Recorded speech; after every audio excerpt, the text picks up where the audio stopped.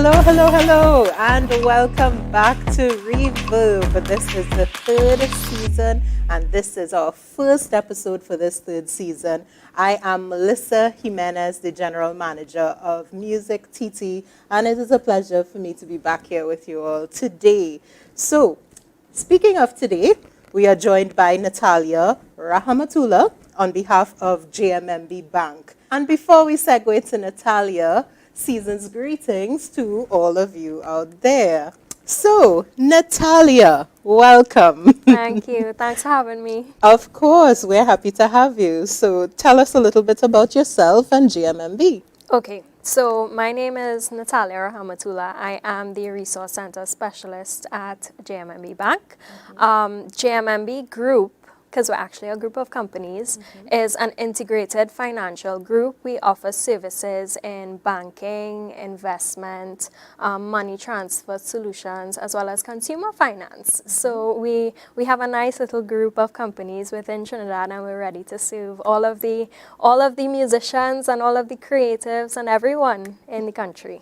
I'm very, very happy to hear that. We've been hearing so much buzz about Jmmb within the creative community, so we're really happy to have you and ready to get down into some questions. Sounds good. All right. So let's talk about, we're starting off with business registration, right? Sure. There's been a lot of buzz over the past 2 years, in particular for creatives to understand the importance of registering their brand, and registering their businesses in the cases of producers and whatnot. So can you bring to light what some of those, why is it necessary to formalize that business structure? Okay, sure. So we know that access to finance is really one of the biggest issues that SMEs, regardless of the industry that you're in, that they face, right? So the whole reason and the whole purpose for formalizing your business and making sure that you're registered is to increase your chances of being able to access finance, right?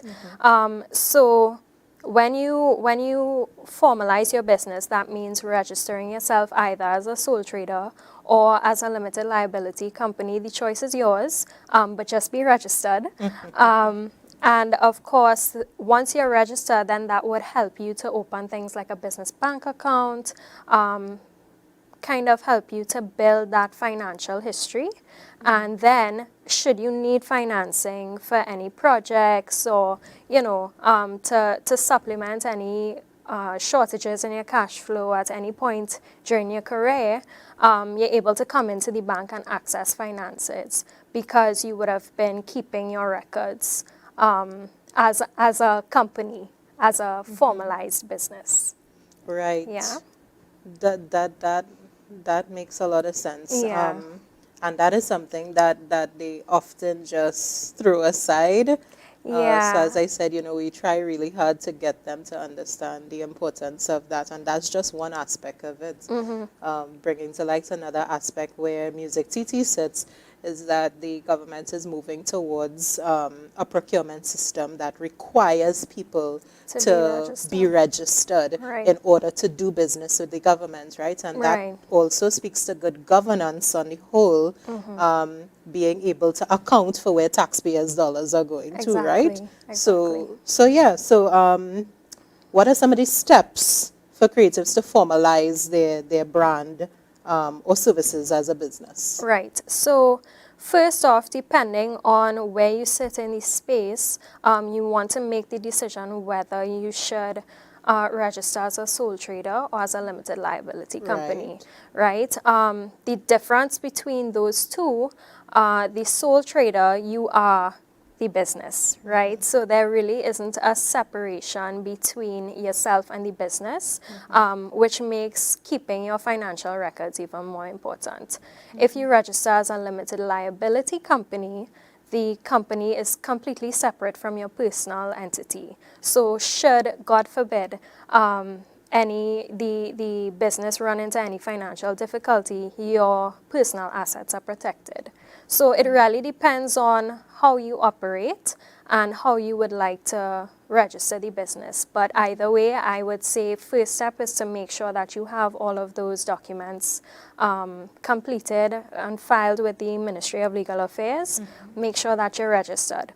Second step, once you've registered, make sure, and I shouldn't really say that it's a second step, but you should really be doing it simultaneously. One will kind of lead into the next. But the second step is to, if you've already had a business plan, to have that updated once you've registered, right?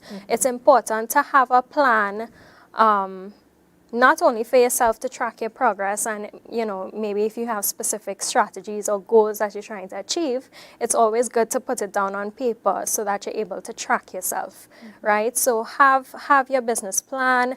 If you're intimidated by a business plan, there are a lot of new tools that you could use. So one that I like to recommend, especially to persons in the creative space, is the business model canvas. And it's basically a one-pager document, very easy to complete, very easy to update. And it basically gives you everything that a business plan would have, right? So I would highly recommend that you get that in order.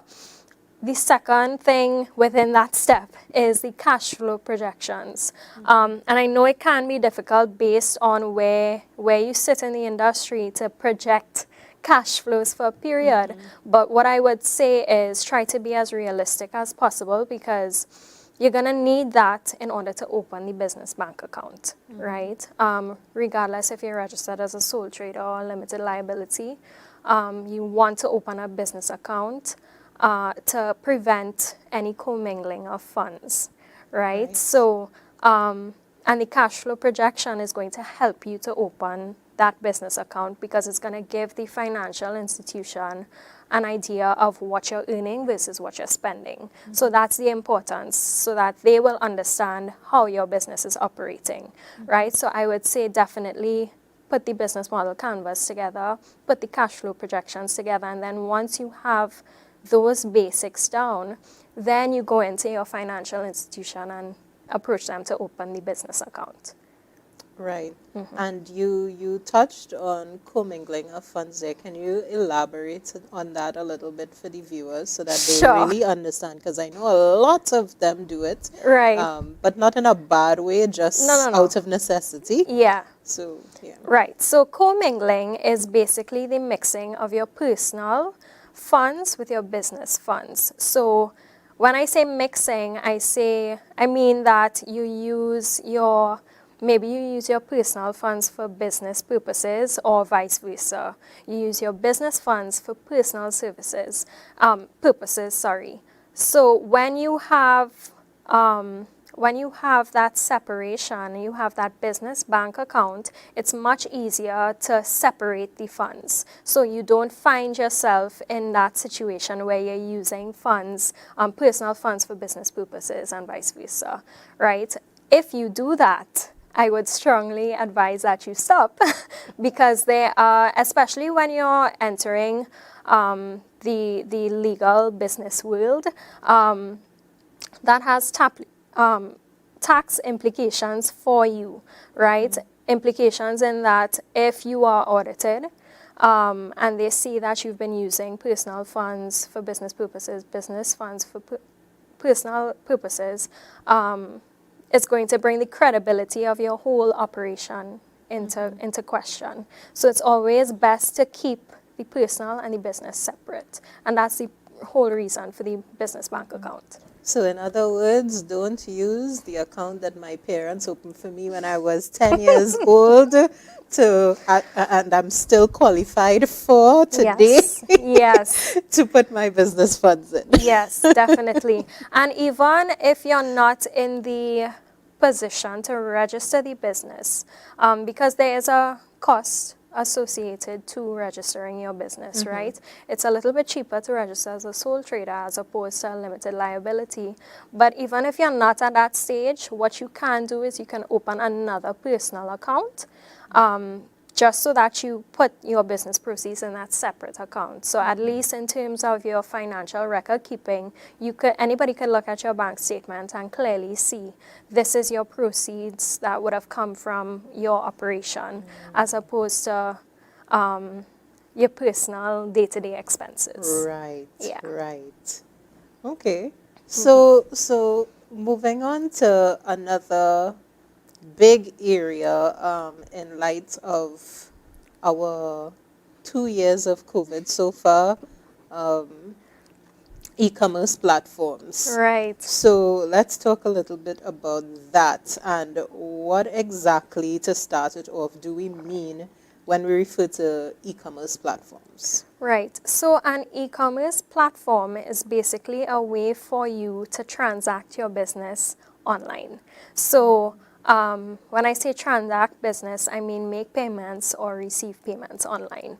So you go onto a website, you go onto a platform, and you're able to send payments, receive payments for any services that you may have rendered online, completely online, cashless, right? So that's what we mean when we say an e-commerce platform. Right. And how can artists and even other creative professionals, and composers, arrangers, etc., make and receive those online transactions? So for you to use an e-commerce platform, most of them are very easy for you to set up as a creative. You just go on and you create your profile. The issue is most of those e-commerce platforms, such as PayPal or Payoneer, they're not locally based, right? So if you receive payments or you make payments through those platforms, you're still going to have a bank account, going to need a bank account on the back end to actually receive the payments and be able to use the funds, right? So it's just, think of it as the middleman, and it's just the one stop along the way to your bank account to actually receive the funds, right? So in terms of setting up, it's very simple to create a profile. I believe once you have a Visa card or a MasterCard, it's pretty simple to create that profile and integrate it. Where the connection to the business account comes in is whether your bank accepts payments through those platforms, right? And we know that Trinidad has had a problem with PayPal. Oh, yes. Yes. So now there's actually a local option called WePay, and I'm sure a lot of people would have been seeing it there in Jamaica now, but WePay is basically a local, I should say regional, version of the e-commerce platform. So once you register with WePay, you're able to transact your business, so make your payments or receive payments through WePay, but then you integrate your WePay account with your bank account, and you're able to transfer those funds from your WePay account to your business account. So it's really just a way of moving the funds and making sure that you're able to receive the funds and actually have access to the funds. And you say that WePay portal is regional. So I know there have been some issues with like e-commerce sites outside in the US and wherever else based, where like they don't recognize PayPal or they Right. don't recognize this one, Stripe or whatever. Right. So is there that issue with To my WePay? knowledge, with WePay, no. It's once you're able to go on and create the profile, once your vendors or your clients have access to WePay, they can, or even if they have a Visa or a debit MasterCard, once you have the WePay platform set up, because remember at the end of the day it's a platform. So once you have a Visa card or a MasterCard, you're able to make payments through that platform, and you would be able to receive those payments and actually use the funds. I know with PayPal it's been a little difficult because yes, you can receive payments into your e-wallet on PayPal, but then actually having access to the funds, being able to use it, has been an issue. So WePay is a nice local option, regional option. Yeah. Yeah. So I'm glad we're touching on this because it has been a pain point for creatives in Definitely. general. When you look at our Central Statistical Office statistics and whatnot, Right. you know, entertainment industry is what we're falling into that category, right? Right. And under entertainment, there's hotels, there's A there's whole hotels, heap there's of, carnival, right. there's bars and pubs, and everybody, including music, Right. falls into entertainment, and that isn't segmented yet. Right. So that said, the exchange that the music industry can possibly bring in where that US currency is concerned is not reflected very well in our Correctly. country's Right.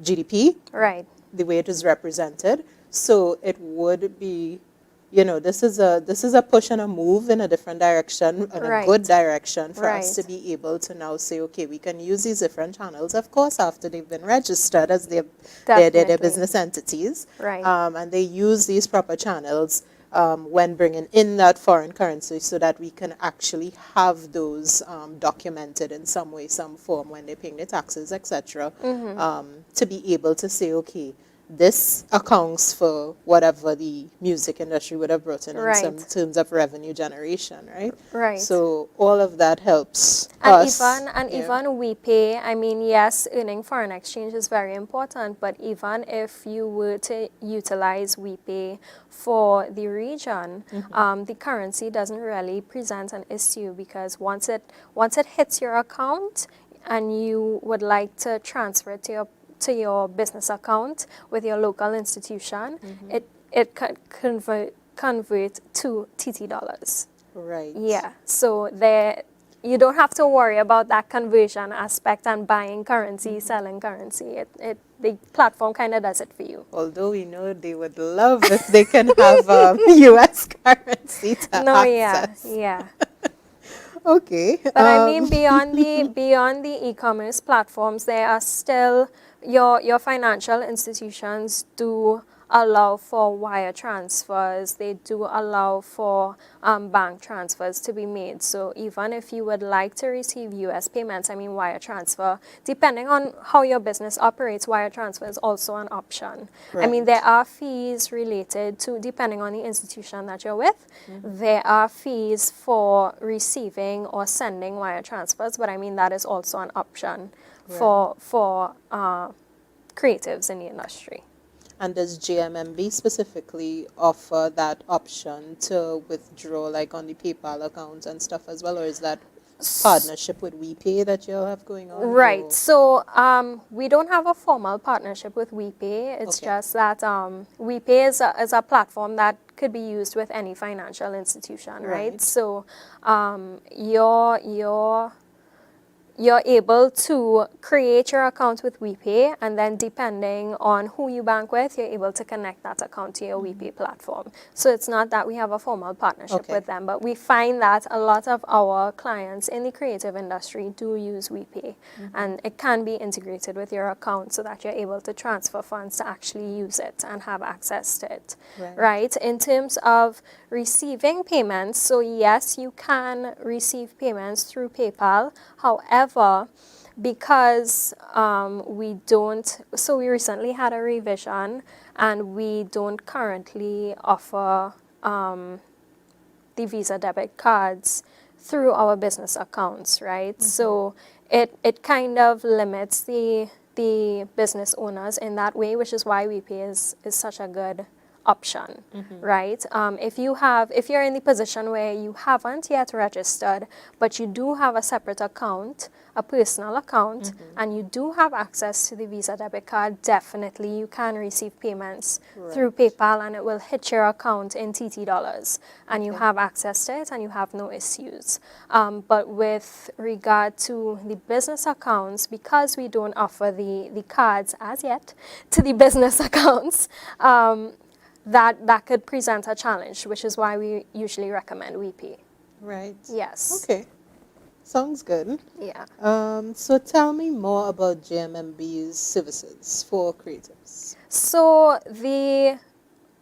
for my clients that I interact with, a lot of them, they actually are interested in the SME Resource Center. And what the Resource Center is basically business advisory, right? So we've recognized that SMEs are the most underserved in the market.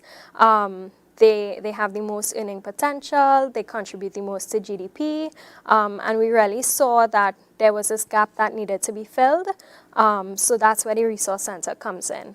And our goal is really to help the SMEs to formalize their business if they haven't already been formalized, and help them to grow and scale. So they move from micro to small to medium, all the way up to corporate, right? It's not gonna happen overnight, but it's a process. So the Resource Center really seeks to partner with our SMEs, and we journey with them throughout their entire business life cycle. So we would offer business advisory services, financial guidance, mentorship, and we have a couple different services within the Resource Center as well.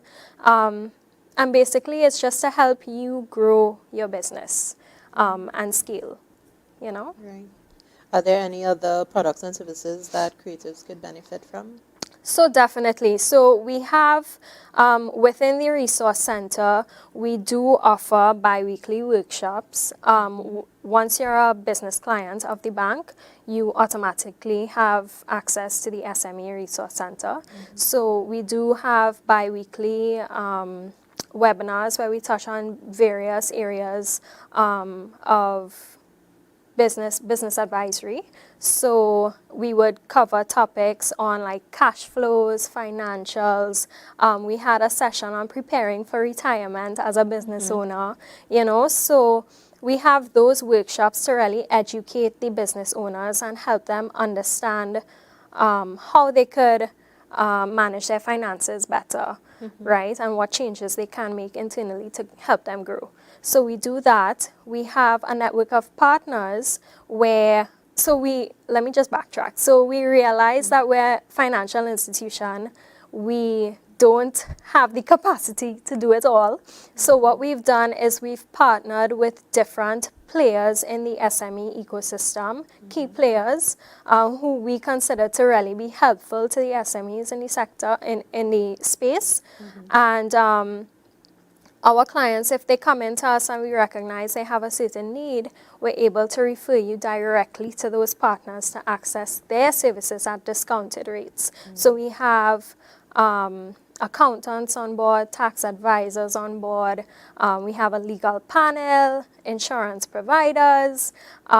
We offer investments as well through Jmmb, so we're able to make that connection to help you build an investment portfolio for yourself, maybe to supplement your retirement plan. We have marketing advisors on board as well. We have product and development. You name it, we have it, right? Basically. So you're also able to access that network once you're a business client of Jmmb Bank. We also do events. We would ask our clients to sometimes speak at forums, just to let people know about what they're doing. Right. We try to give them that push. You have access to templates, anything you need for your business. We are basically the resource to provide you with those tools, right? We also recently launched our Accelerator Program, where we partner with our SMEs over a 2-year period, and we really mentor them and help them to grow their businesses in a real way. So we actually have, in the current cohort of 24, we have 5 Trinidad and Tobago companies, and one of them is actually a creative company. So they are actually able to benefit from all of the capacity building as well as the financial solutions available through Jmmb. So those are just some of the things that the Resource Center does for our SMEs. And I mean, beyond the typical products like the bank accounts, the loans and stuff like that, we're really trying to partner with our SMEs and offer them assistance in a real way to help them grow. I like that, in a real way, because They really do. And I mean, when I say they, again, I'm speaking for creators, especially those now getting started in it, really do need some hand holding Yes. throughout the process. So it's good to know that they have a resource center that is dedicated to that. Definitely.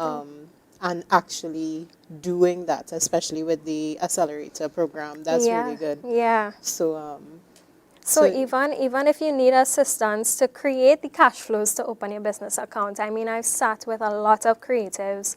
I've had the conversation with them, explain to them what a cash flow is, try to brainstorm and get them thinking of what should you include, which you really should include everything, but sometimes you don't think of including certain expense, right? So it's really sitting with them and helping them to understand that this is the way that it should be done, so you don't have to hire someone outside and then have to worry about the quality of work that you're getting. You're able to understand for yourself as a business owner, which is going to have tremendous value to you later on, you know?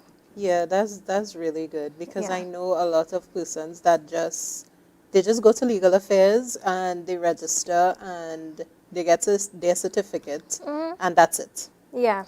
And Like, they don't know it's what's just next. business as Yeah. usual and that's it. Yeah, and they don't know what next. And they don't know that they need to do all these stuff for the financial institution part of it. And then don't even get me started on the taxes side of it. Right. Or where that happens and what they have to do and when they have to pay those taxes and how Right. they have to file. It's a Right. whole thing. Yes. So, And it's really about educating the business owners, right? Because a lot of them, they Exactly. get very wrapped up in their operation, which is fine. You're a business owner, and at the end of the day, that's your bread and butter. But at the end of the day, you do have, once you're registered as a business, you do have tax obligations. You do have certain things that you need to do in order to ensure that your business remains credible and that you're able to access the resources that you need in order to grow. So it's really just about educating them and making sure that they understand, and beyond understanding, that they actually have access to the persons that who would be able to help them in a real way. and do you have like any practical tips for them, like on how they can go about that process without feeling overwhelmed?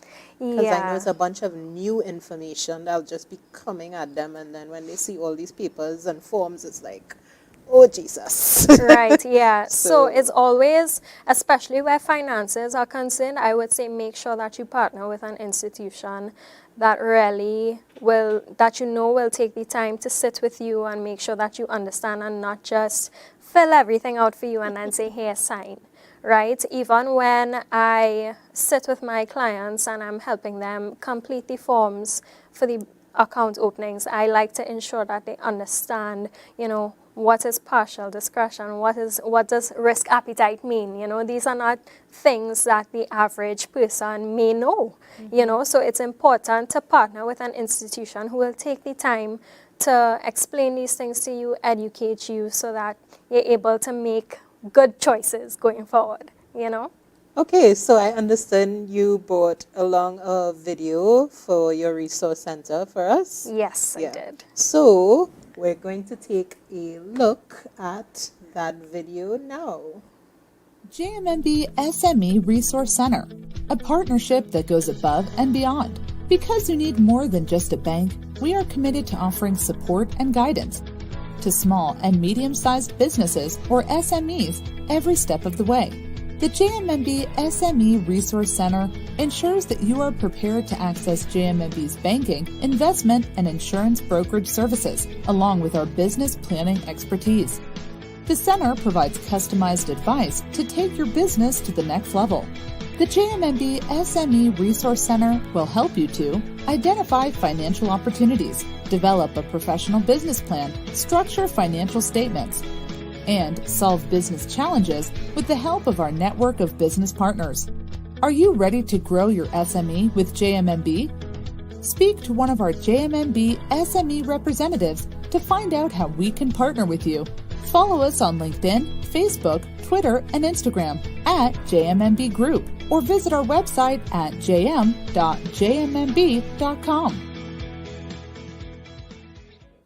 All right, so that was an insight into JMMB's Resource Center.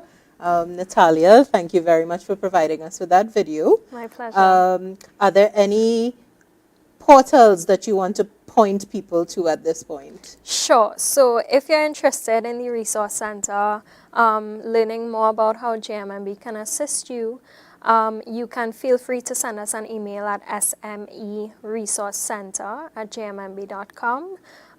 You could also visit our website. It's tt.jmmb.com. And we're also on social media. So you could check our Facebook, you could check our YouTube, our LinkedIn. It's JMMB Group TT. So just type that in and you'll see us. All right, so Natalya, thank you so much for joining us for our season 3. Imagine we're doing this for 3 years already. 3 years of Rvrb. That's amazing. Yeah. So thank you very much for joining us for our very first episode for season 3. And we're looking forward to good things. Yes, thanks for having me. Same here.